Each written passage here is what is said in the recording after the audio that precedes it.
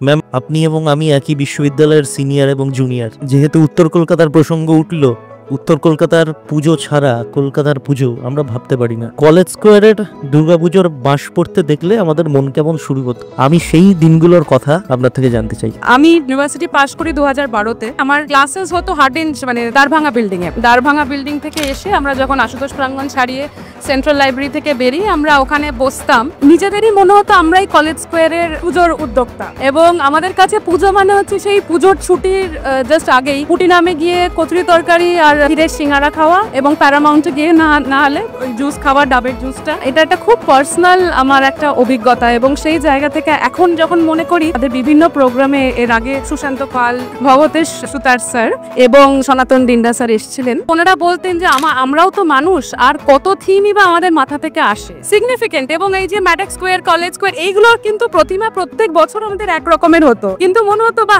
এই বছর কিন্তু মুখটা খুব সুন্দর হয়েছে মায়ের, এটা প্রত্যেকবার একটা আমরা চেঞ্জ। কিন্তু বিশ্বাস করুন, এবার যখন ওই রাজডাঙ্গা থেকে শুরু করে তারপরে দমদম পার্কে যাই, তখন মনে হয় এই থিম তো একই থিম, এটা তো একই রকমের জিনিস আমরা দেখেছি।